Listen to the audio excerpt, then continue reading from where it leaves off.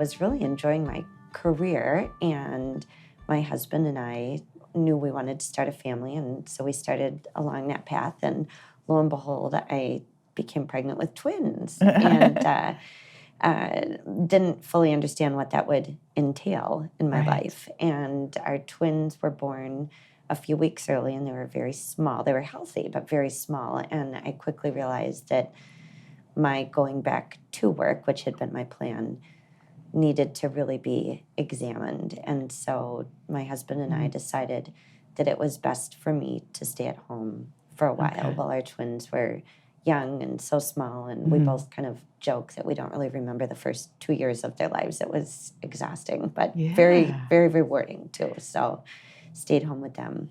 Was that a tough decision to make with you and your husband, or was it just a natural and obvious decision? I think if you would have asked me that question prior to them being born, I would have said, no way, I'm going back to work. I enjoyed my job a lot and the people I worked with. Once they were born, it was so overwhelming that I really, I couldn't imagine at that point balancing their needs and my career at the time. And so although I left a career I loved, I knew for the time I was making the right choice by being at home with our kids. So yeah, in that moment, it wasn't a hard choice. It was, that's where I needed to be. Sure. So you were at home for how long? So I ended up being at home for 13 years. Alex and Lauren, our twins, were 4 when I learned that I was pregnant with our third child, John. And prior to having John, I was starting to think about getting back into the workforce, and people I had worked with had been reaching out to me, are you ready? Are you ready? And almost. And then John came along. And so anyway, fast forward, I was at home for 13 years in total before I knew it was time to go back. So talk about that. So first talk about when you stepped out of the workforce to be a full-time mom.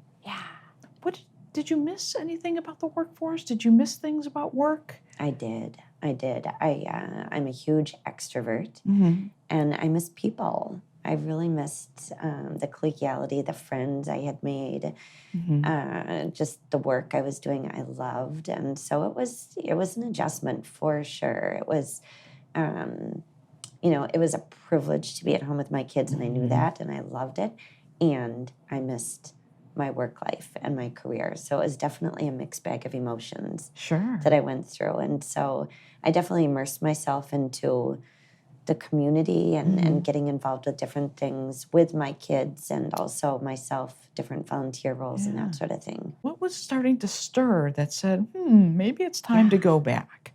Was that an internal thing? Or was it okay, when they hit this age, I'm going back? Talk through that. Yeah, I would say it was a progression that as my kids, the twins, got older and John became more self-sufficient, I loved staying home. And I would say to this day, being a stay-at-home mom is one of the hardest jobs. And, it definitely deserves a lot of credit. And I felt very fortunate to have that experience. And at the same time, I really felt a yearning to get back into my career.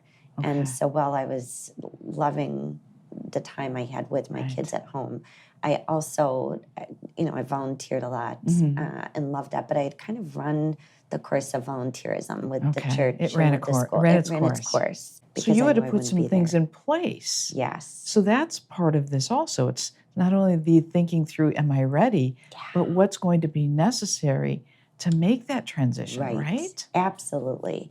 I would say for all parents, you put your kids first. And so as I thought about going back to work, I also thought I want to make sure my kids have what they need to support them while I go back into the workforce. And my husband was in the workforce as well. And, just making sure that those things were taken care of. So Kris, talk about how you even started to think about how you were going to return to work. Sure. And what you were going to do and... Yeah. Well, I remember very specifically when I knew I wanted to go back to work. To me, the logical thing was just start applying for everything. It was just apply for this, apply for that. Because once again, I was at kind of that juncture of A, not really knowing what I wanted to do. Right. B, not being confident in the skills I had. And C, just, desperately wanting to reinsert myself. So I applied for several jobs. And in particular... What kind of jobs? What kinds of things were you shooting at? A variety of things. From kind of reception, sort of front line sort of work, to a job that I really thought I would get and was super excited about, with a health system in town in their patient experience division. And I didn't get it. And I was devastated. I remember crying and thinking, why didn't they take me? And my husband encouraged me to start networking with people. And he said, it's not going to be what you know, it's going to be who you know.